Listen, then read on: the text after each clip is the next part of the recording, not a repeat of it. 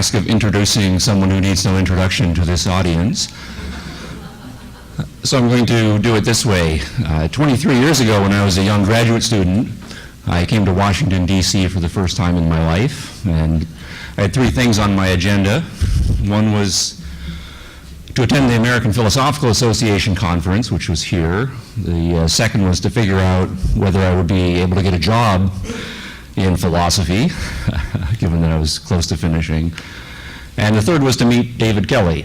And this was pre-iOS days. Now, I don't actually remember very much about any of the papers I heard at the conference. I do remember realizing that the job market in philosophy was pretty brutal. But the thing I remember most was a very enjoyable discussion with David Kelley about a book project that eventually came to fruition. And now, 23 years later, we can look back over the evolution of David's career from being a first-rate philosopher, and one of the very few objectivist philosophers able to span quite a range of first-rate professional work, from academic scholarly work in epistemology to public intellectual work in a variety of areas, political philosophy, ethics, you name it, to combine all of that, which could be a career or two in itself, with the very difficult task of launching and running for over 23 years a think tank. So today David is going to be speaking on the experience of freedom or free will, and I will turn it over to David at this point. David Kelley.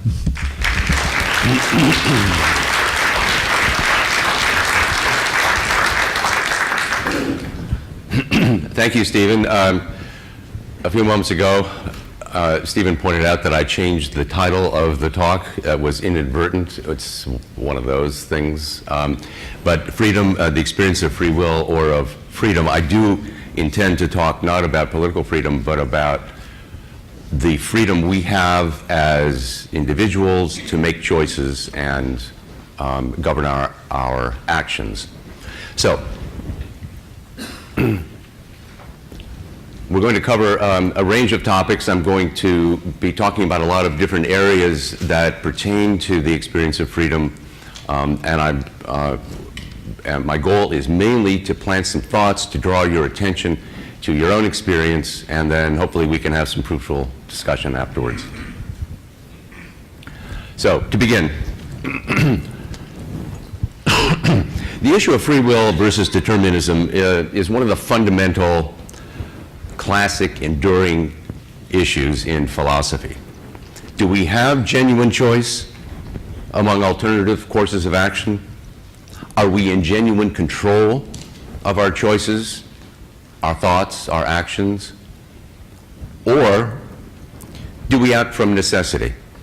Are the choices we make the inevitable consequences of causes, prior causes, stretching back one cause being the effect of a prior cause back as far as you want to go, whether those causes are our motives or our circumstances or our genetic endowment or the environment in which we were raised or the neurology of our brains or whatever the causal model is.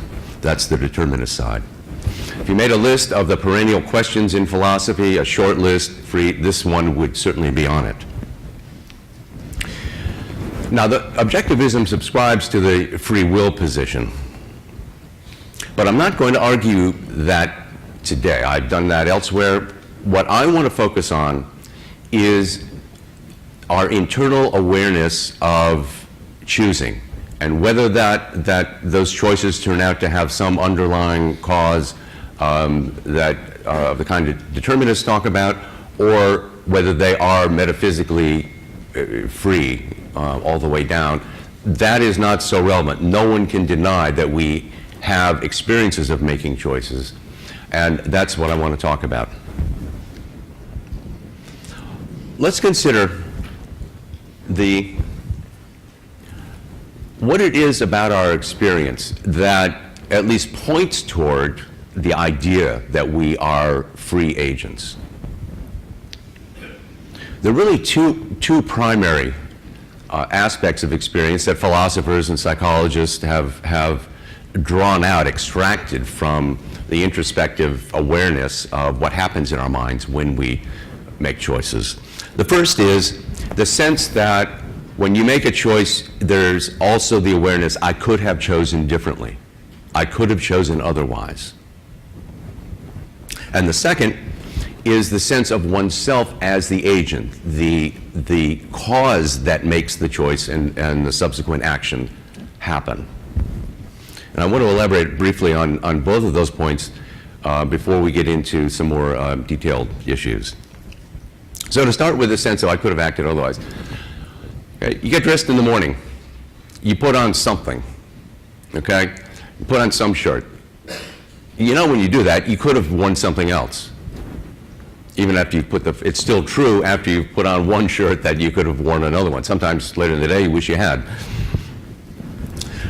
We make choices like that every day, many, many times a day. I walk to work.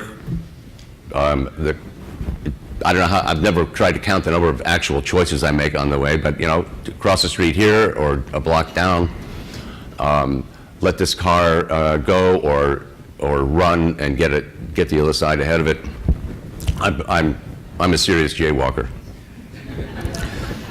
And then we, of course, make choices that are more substantial, to take a new job, to go on a vacation, things that take usually more planning and there's more thought, but there's still choices, and after the choice is made, after we're committed, then we still have the sense, well, gee, I didn't have to take the job, hope it works out.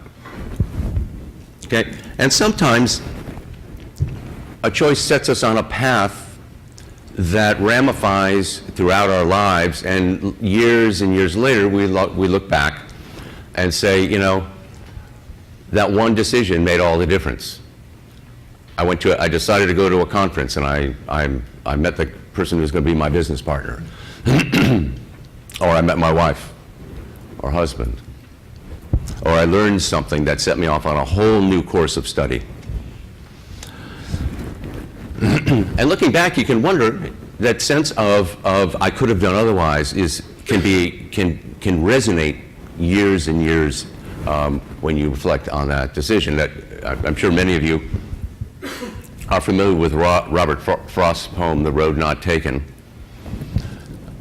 Two roads diverged in a yellow wood, and sorry I could not travel both and be one traveler. Long I stood and looked down one as far as I could, then took the other, as just as fair, and having perhaps a better claim because it was grassy and wanted wear. Oh, I marked the first for another day. Yet, knowing how way leads on to way, I doubted if I should ever come back. I shall be telling this with a sigh somewhere ages and ages hence. Two roads diverged in a wood, and I took the road less traveled by. That's a very famous poem, in part because it captures in a very haunting way that sense of the alternatives that drive our lives, the choice among alternatives that drive our lives, and the enduring sense that one could have done otherwise. All right, now the second aspect of the experience of choice is this sense of that I am the cause, that I am the agent. I'm not being moved to do what I do, that I am making that happen. Yeah. I'm standing on the edge of a pool, ready to swim, and I'm thinking, water's kind of cold.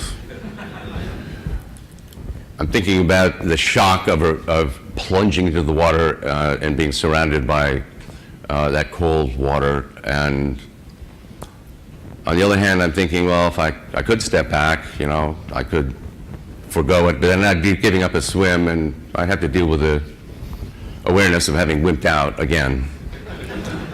And I stand there kind of waiting for something to happen. And at some point, I realize it's up to me. As Nathaniel Branden said in a different context, no one's coming. that's the sense in which that's one of my intense experiences of being the one who has to make it happen. You can probably substitute your own. Now, by contrast, imagine reacting to a loud sound, like a truck backfiring on the street, or a huge object falling onto the sidewalk behind you. You're going to react, but it's not a matter of choice. You're going to jump or startle or turn around and find out what's happening. In that case, the experience is actually, yeah, I didn't do that. My body did. Or, you know, I, in the broadest sense, of course, am everything I am, but the internal executive I didn't make that choice. It was a reaction. Or consider a cognitive example. If I ask you who was the first president of the United States, I imagine that the name George Washington popped into your head. You weren't thinking about George Washington 15 seconds ago. Probably. And now all of you are, okay? Did you do that? Did you direct your attention to the question? No, the question came at you, the answer popped up. Your mind automatically supplied it. So that is, again, like the truck backfiring. It was something in the environment, you reacted cognitively. But now, suppose I ask, okay, how many of the first 5 presidents of the United States were from Virginia? Now, unless you're as deeply versed in the history of that period as, for example, David Mayer is, you're going to have to stop and say, and actually engage in a directed mental process. Let's see, who were the first 5? Okay, we got Washington, he was Virginia. Adams, Massachusetts, then Jefferson, of course, he's Virginia. I think Madison was next, Virginia too. Monroe, Virginia. Okay, now I'll add them up. 4 out of 5 from Virginia. Hell of a state, Virginia. But the point is, you were walking through a mental process that you were directing. You were tapping your memory, your banks, your knowledge of history, and doing a very modest bit of computation. Okay. Now, I want to move on to our next topic, which is the next sort of prior point we need to take care of. The last example, the cognitive example that I gave you, brings out the crucial role of the interactions of our minds, and especially the role of attention and our ability to control our attention and direct our mental capacities to do what we want them to do, to call up memories, to engage in analysis, to speak.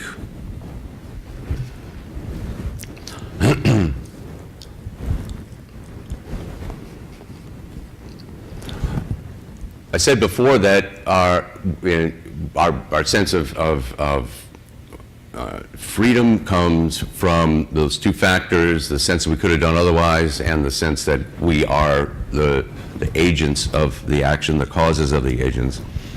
But we do not have total control over whether the action actually occurs in reality and has the intended result, the result that we've chosen. All kinds of things can intervene. Okay, I'm standing on the edge of a pool and I'm ready to go, and the lifeguard shouts, "Stop." Okay, I made a decision, but it was halted. What we do have direct control over is our thoughts. And specifically our attention, the ability to focus the spotlight of attention on this, that, or the other content of thought, whatever it is we are thinking about. Attention really is the inner locus of our sense of control. It's ultimately, I could attend to this or I could attend to that. I direct that. I'm in charge of how I direct my attention. Excuse me. So attention is like a mental spotlight. That's such a common metaphor that it's become almost a frozen metaphor that is almost a literal description of what attention does. And there are two aspects to it. The first is that, like a lighthouse beam, we can turn our attention from one topic to the other. I'm thinking about lunch, and then I think, well, okay, I'm not going to worry about that right now. I need to think about my talk this afternoon or meeting someone or whatever. Our minds are full of thoughts, feelings, observations, and we direct our attention. We are in charge of directing our attention to the ones that we want to focus on. But there's a second dimension or a second aspect of attention, which is it comes in degrees. You can raise or lower the intensity of the spotlight. You can have sort of a dim, kind of drifting sense of awareness, like, the first moment after you wake up. Am I here? Or you can raise the level to a sharp focus, as you do, for example, in concentration, when you're really concentrating on something, or when you are spreading your attention widely in a kind of vigilance state. You're just taking in the situation without focus. Both of those are intense levels of attention. In the objectivist view, this is the essential free will choice. Ayn Rand referred to it as focus, and using the light metaphor, as is so often done. What she said, reason is a faculty that man has to exercise by choice. Thinking is not an automatic function. In any hour and issue of his life, man is free to think or evade that effort. The act of focusing one's consciousness is volitional. Man can focus his mind to a full, active, purposefully directed awareness of reality, or he can unfocus it and let himself drift. But focus, attention, the control of our attention is an extraordinarily complex mental skill. It is not simply flipping a switch on or off. And I think sometimes in the objectivist movement, where we have a very clear sense that focus is the essential trait, and we understand that it's a very important thing morally, because it's really the essence of rationality as a virtue. But again, it's not a simple on-off switch, as I think is too often assumed. So what I've become more and more aware of and interested in, both personally and as a philosopher, is what I call becoming wise in the ways of the will, becoming alert to the different things and modes and modalities of attention.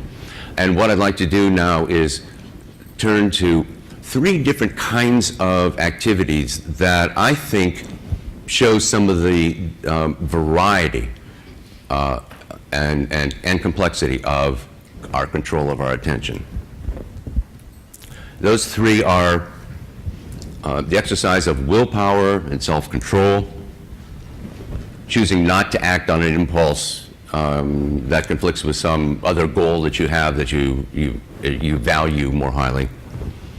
Meditation and mindfulness, the practice of focusing one's attention on one's immediate experience from a kind of stepped back standpoint of an inner observer of your experience.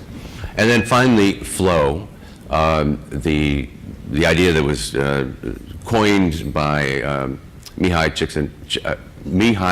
Csikszentmihalyi. I always stumble over his name. Did I get it right, Marcia? Thank you. Who was studying peak performances in athletes and then other creative people, and found this phenomenon, a psychological state that which he called flow. I'm sure many of you are familiar with this. So that's the third one that I want to look at. Okay, so to start with willpower. It's kind of interesting in psychology. You know, for years, for a lot of the 20th century, academic psychology, theoretical psychology was done from the standpoint of a behaviorist model. We don't try to get inside the head or talk about what's happening inside the mind. We observe behavior, we observe how behavior can be trained, conditioned, and so forth.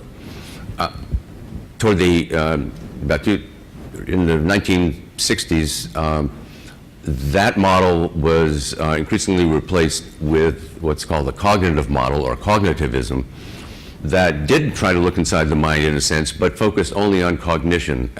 There was a lot of talk, it was kind of based on an analogy between the way a computer works and the way the mind works. What is the algorithm? What are the algorithms that are going on in our heads to produce the cognitive results that we get? But in the course of that, what was kind of left out was self-control, the idea that we actually have will. It was a whole idea of a will was regarded as a piece of ancient faculty psychology that we've long since gotten past. But that idea was revived by a number of scholars. One of them in particular, Roy Baumeister, who did a number of experiments studying how people make choices and what allows them to exercise self-control. What are the conditions that affect that? For example, I'll just mention one example. There have been thousands of experiments in the literature. But one experiment was bringing some college students. Most of an amazing amount of the experimental results of academic psychology are actually about the psychology of undergraduates, because they're they're the cannon fodder for subjects in these things. Anyway, you bring in some people, and you leave them alone on. There's into a room where there's a table. There's cookies in one plate and radishes in the other plate. Okay, and one group is invited to have the cookies, and the other is invited to have the radishes.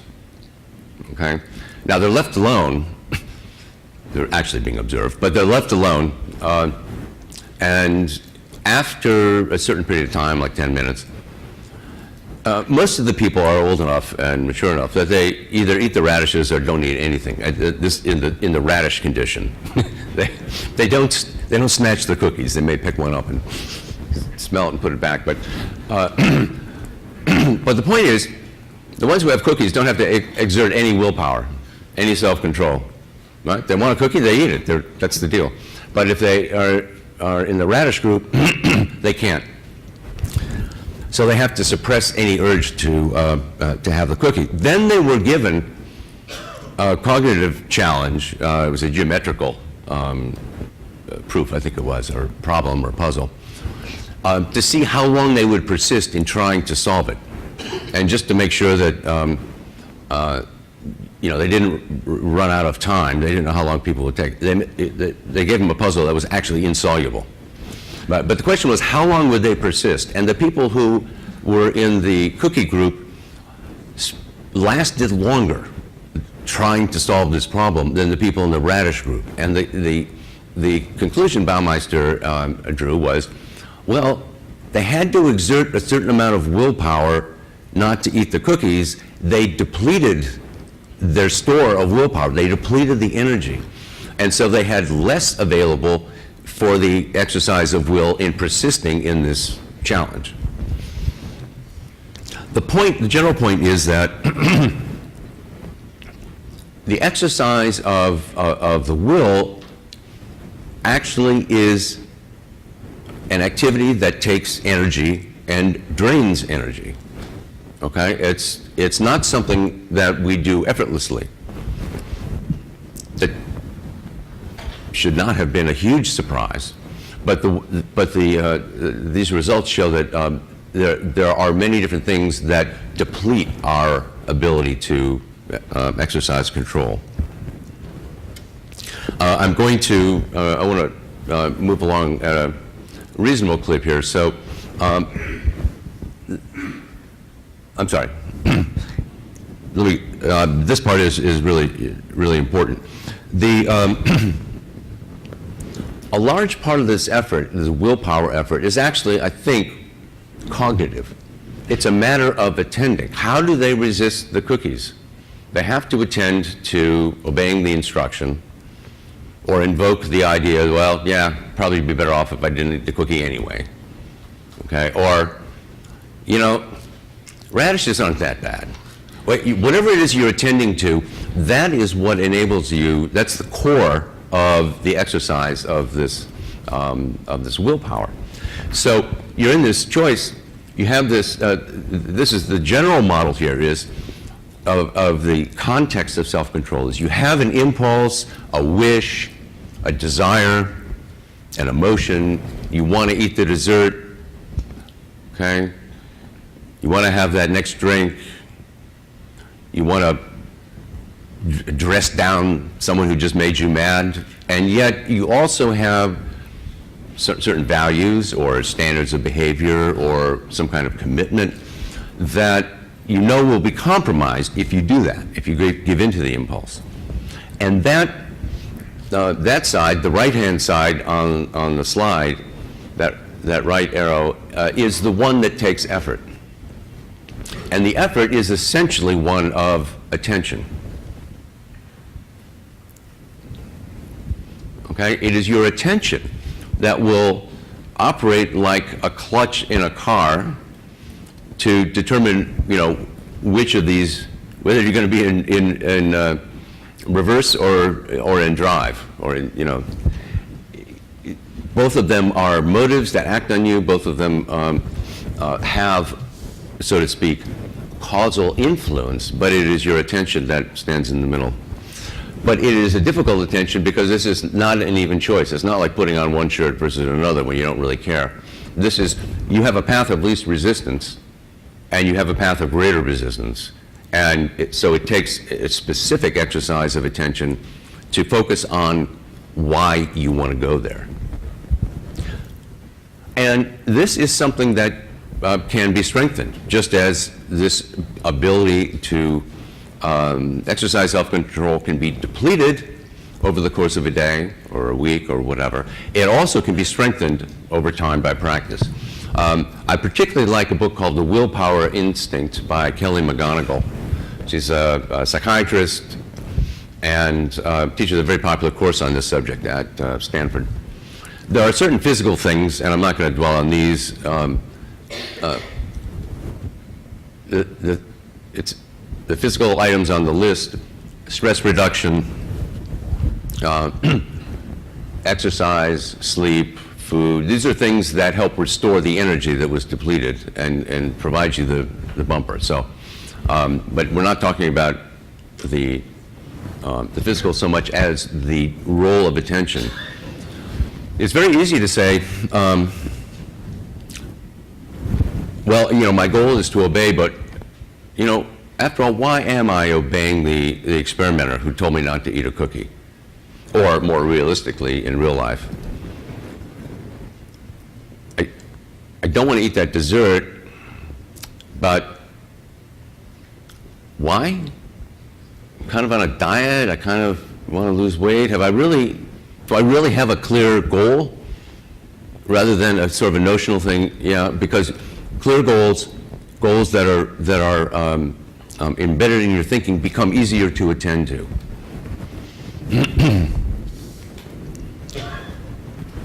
So thinking how exactly you will benefit from resisting the impulse. What's the standard that leads you to want to do that, and why do you accept that? It's also significant. Imagination is another powerful mental tool. Imagine what it will be like over time to go down the path of greater resistance. Okay.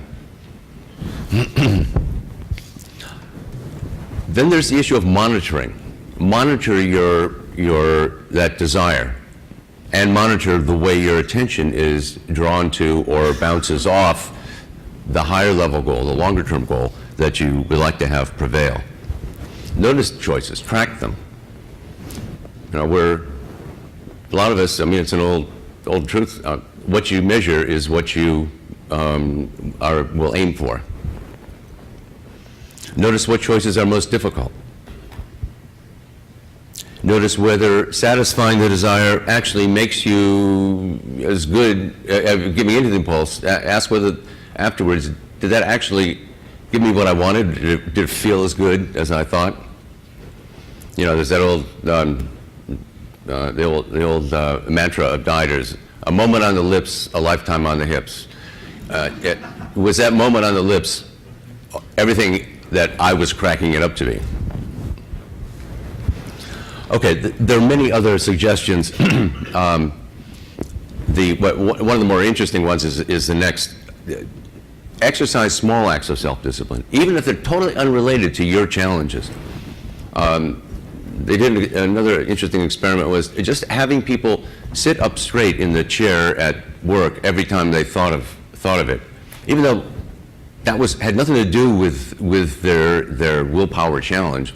Just doing that, attending to, okay, I want to sit up straight, somehow trained their attention to be aware and self-monitoring. So in this case, let's look at the underlying dimensions of how attention is working in this exercise of willpower.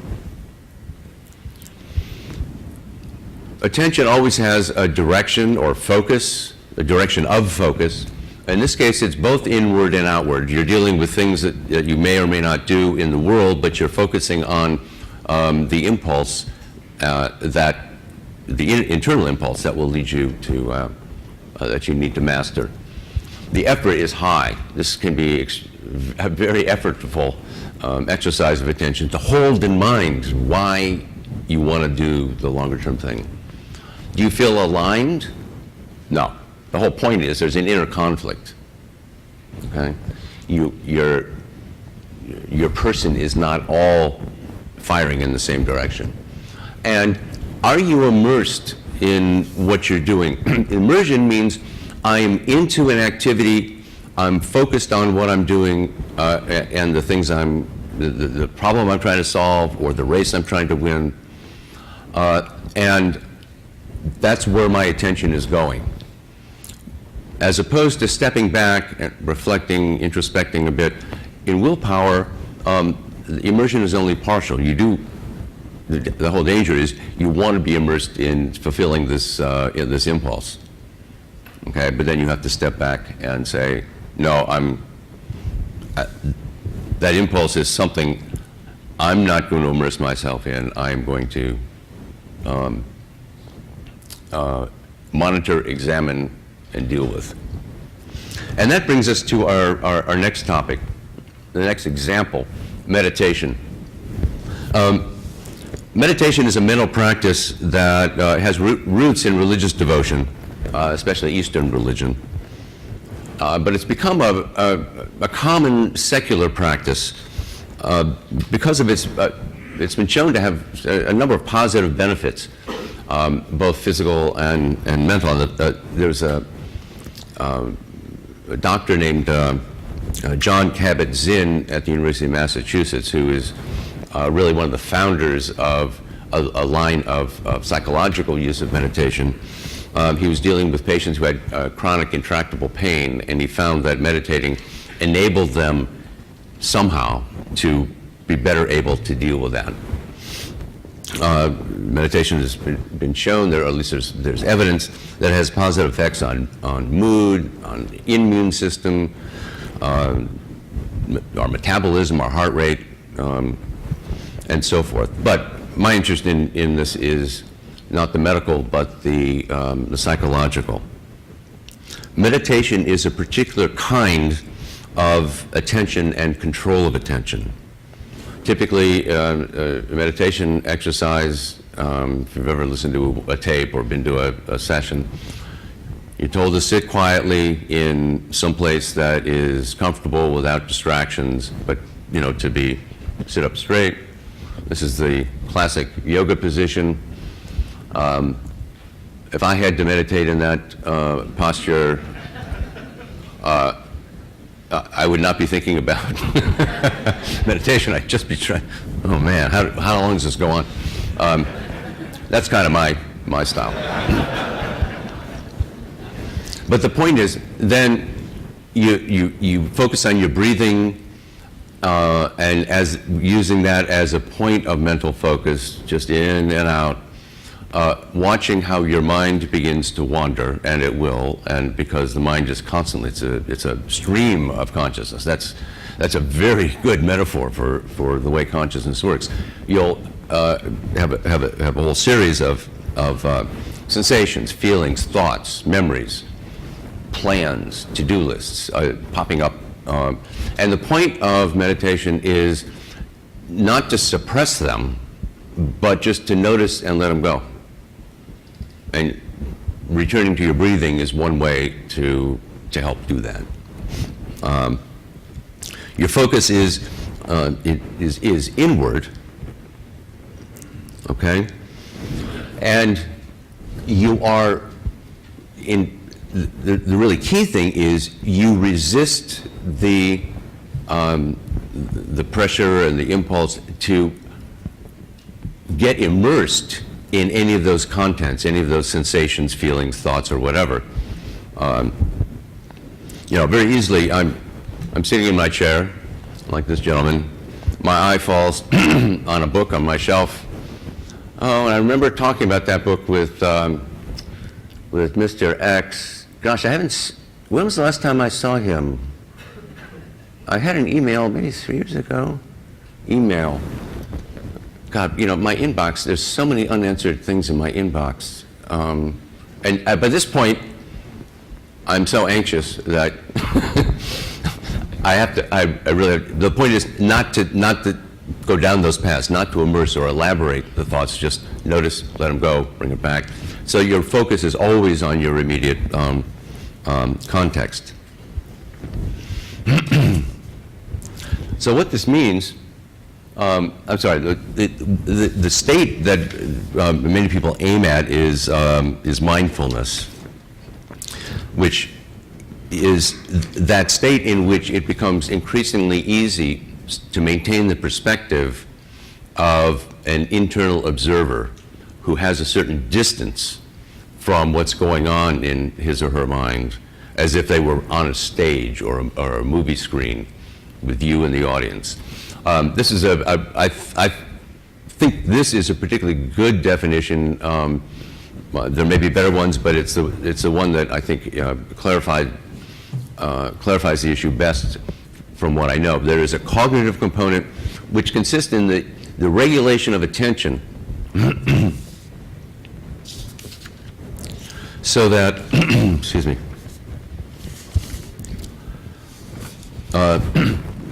it's maintained on your immediate experience, which allows for increased awareness and increased recognition of mental events in the present moment. And secondly, there's an attitude element, which is just to observe, not to judge, not to suppress, not to try to wish your mind was going elsewhere, wish you didn't feel that way. You do feel that way. And in a sense, there's a kind of required objectivity or practice of objectivity here. Recognize it first, then when you need to, you can evaluate it, but first you have to identify it. Okay, so if we pull all this together and think about meditation and mindfulness under these various dimensions of attention that I've isolated, the direction of focus is totally inward, as opposed to willpower. The effort is moderate. It's not like wrestling with your demons. But it does take effort, certainly, to keep your focus in the present, on your experience, and to return to your breathing. But it gets easier over time. This is why, people who practice it, I'm sure there's some people here who are much more adept than I am, it does get easier. So the effort is moderate. The alignment is partial. You are aligned. It's a very calming kind of experience. And when you feel, you do have a sense of the inner observer, but you still do have to wrestle with that stream. You have to control the stream of consciousness, which keeps wanting to pull you away from the focus on the present. And in terms of being immersed in what's going through your mind and what action in the world, no, that's the whole point. You don't immerse yourself. You step back from immersion. Very different kind of attention. So let me move on now to the third particular form of attention that I want to discuss briefly, and that is flow. This was, here's Mihai Csikszentmihalyi. Flow is the experience of firing on all cylinders.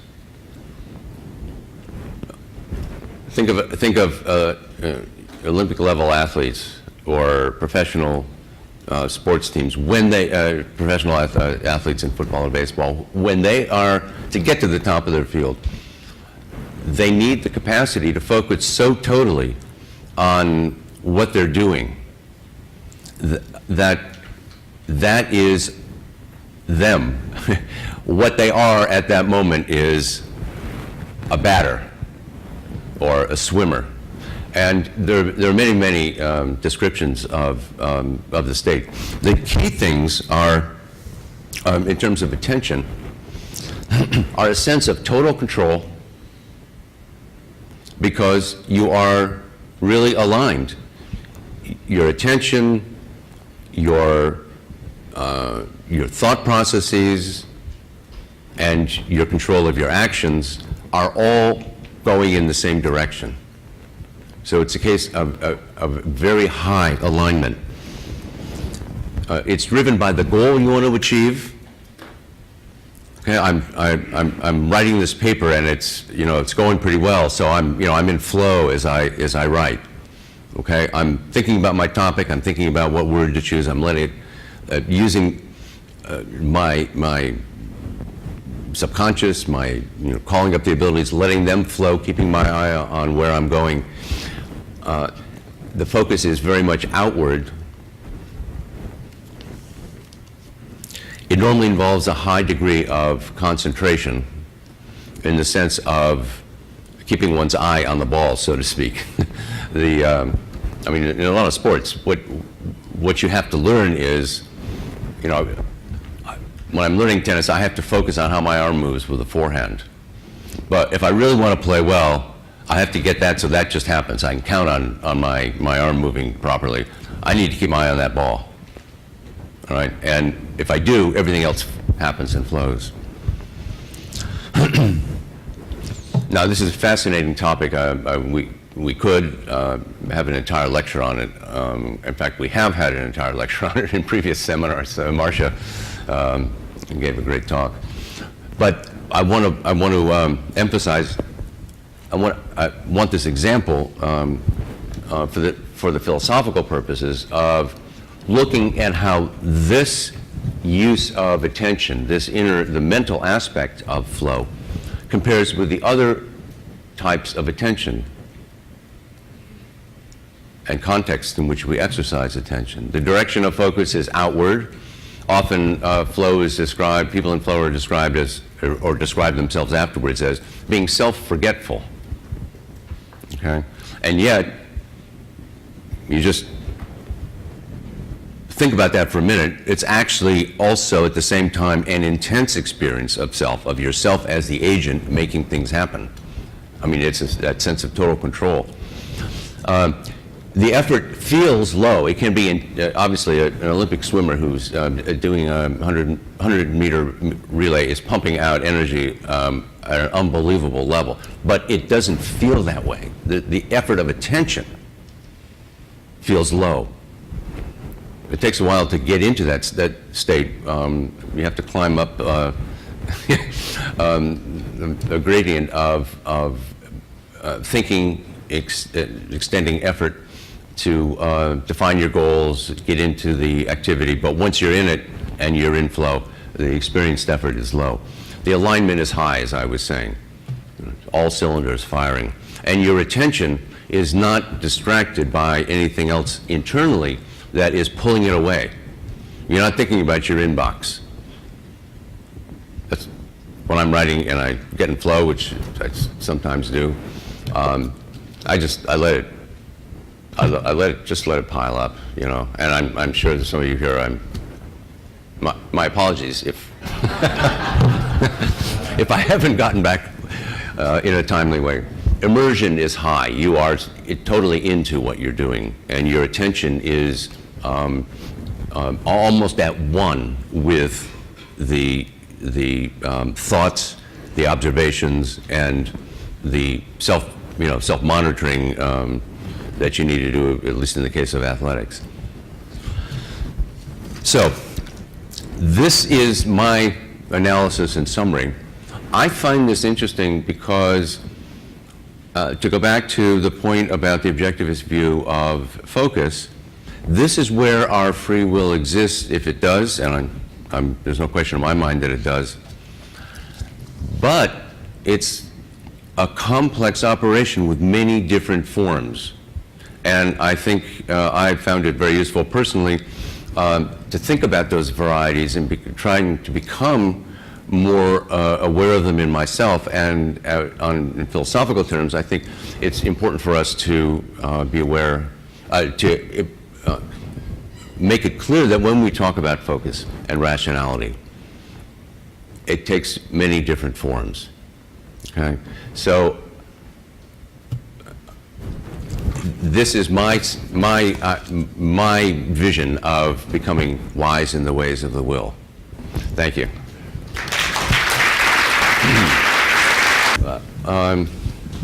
David Stallman again, yes. Yes. I want to encourage... I feel compelled to comment. Your talk about trade-offs and choices and the automatic processes that we go through as adults is certainly valid, and I think that's the way we operate based on our experience.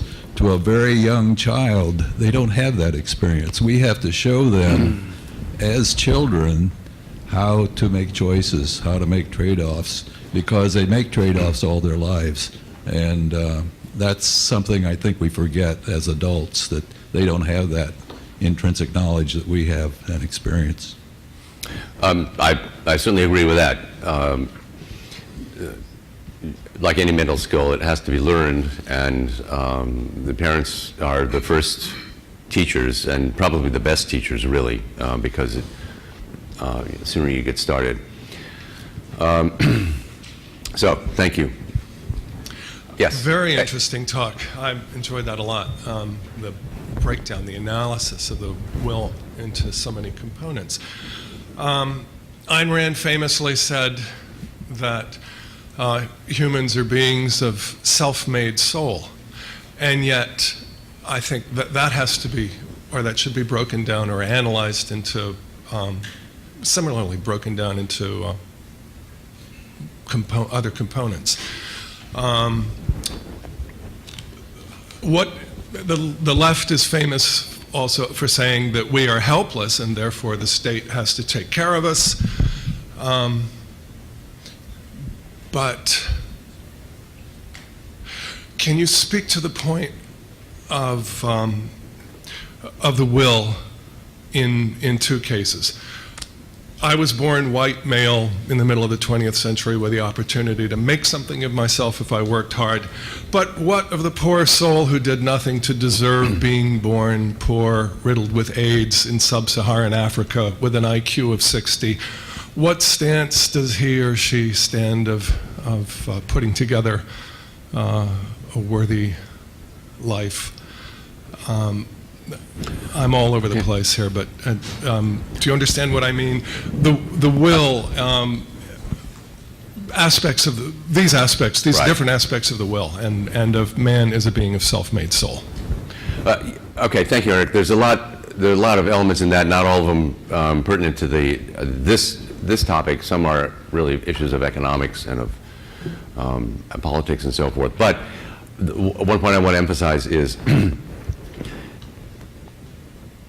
in saying that the essence of the capacity to choose, which we experience as choosing freely, operates within a complex psychological and physical setting that is the fixed context, or more or less fixed. It changes gradually. We do not control it directly and moment by moment in the way we control our attention.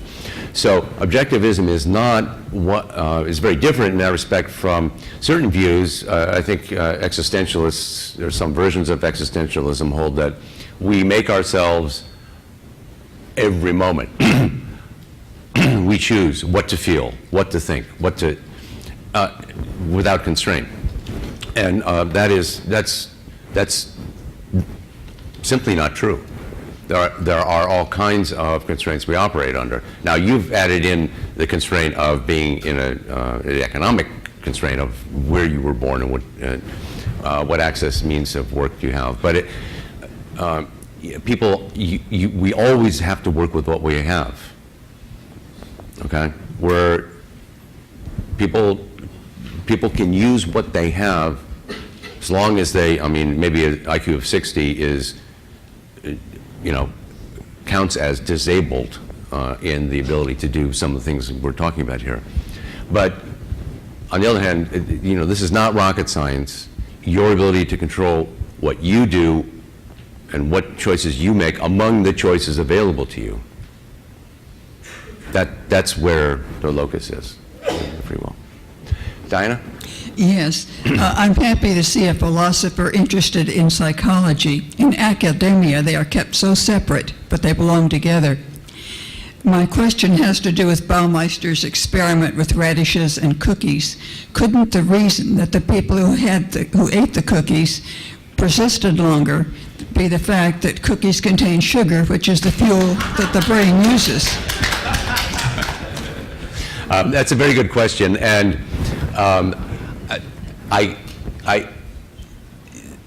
the depletion of energy part of the research, overall research shows that if you can replenish with sucrose, it brings you back up to a level of that willpower. Now, I don't know how they controlled for that in this experiment. They might have just given everybody, a milkshake afterwards and then set them loose or something. I don't know for sure. I would have to go back and look at the experimental paper. In the Objectivist Ethics, Rand writes, man cannot survive like an animal by acting on the range of the moment. So, it's ridiculous. So how do we avoid acting on the range of the moment but still act within the realm of mindfulness? Well,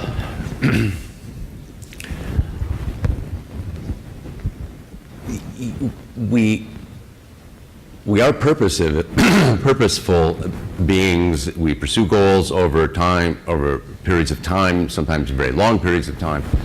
And staying on track is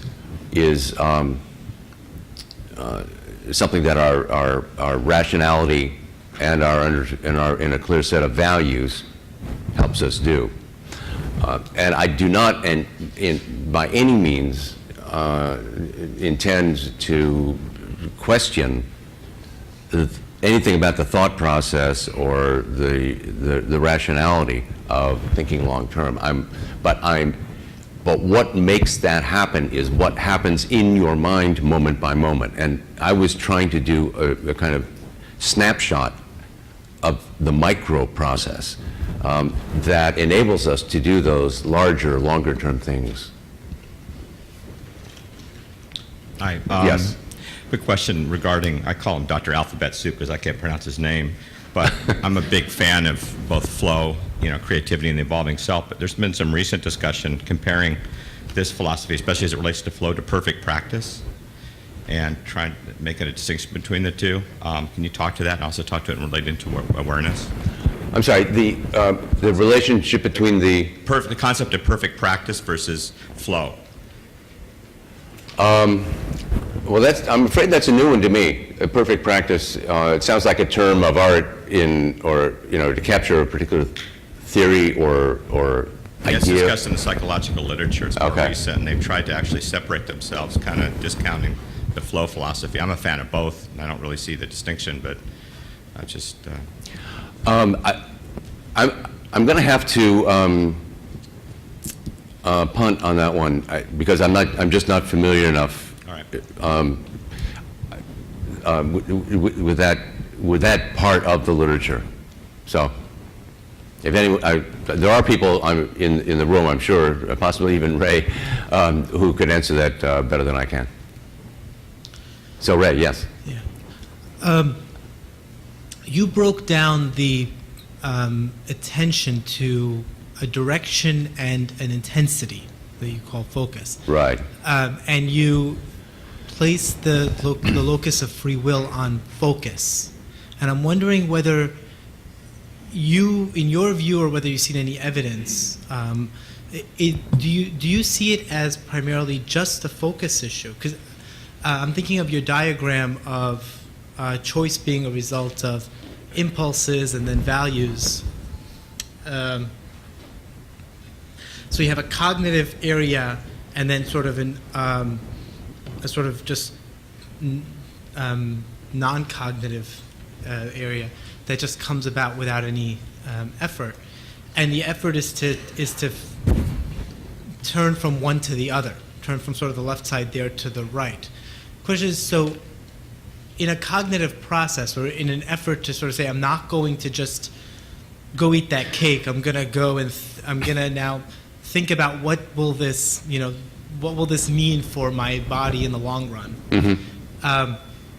Is the locus of free will strictly on doing that, or is there then there's then later a series of connections that you make within cognition on the right side of this? I mean, cognition is a matter of a series of steps in a very involved process. Yes.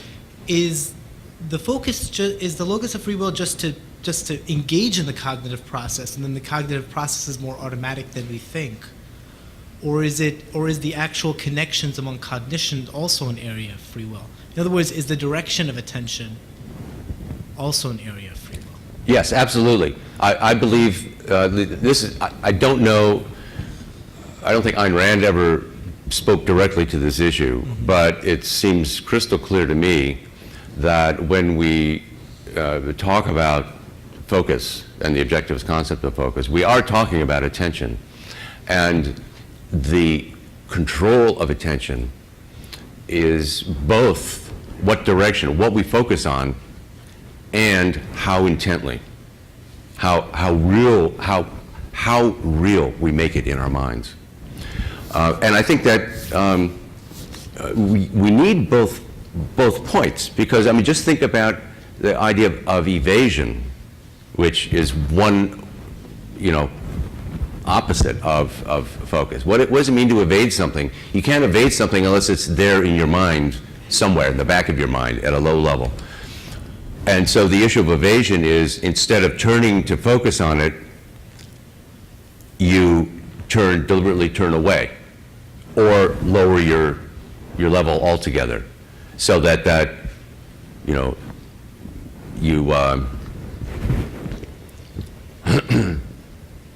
you want to do something and you kind of know, wait, that's not really very good. That's, I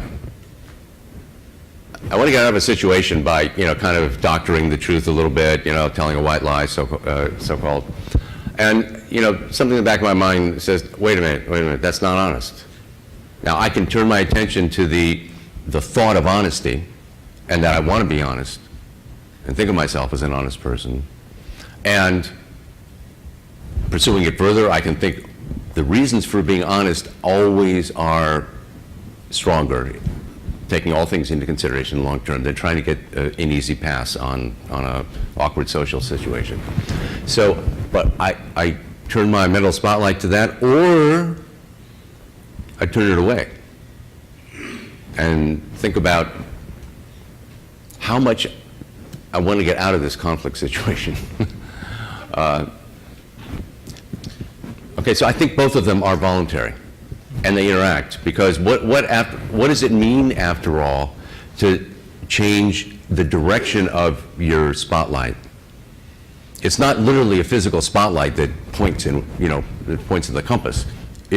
Changing the direction of your attention means raising the level of your attention to this and lowering it to that, letting that go out of your mind, which actually we have to do all the time.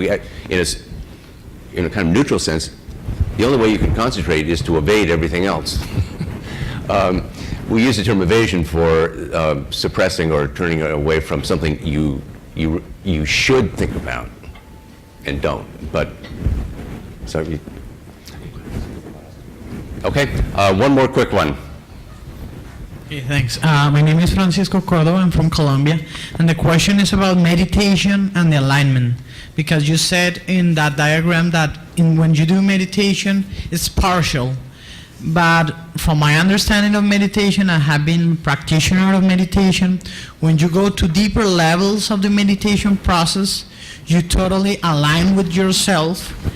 And I will consider like a full, similar to the focus.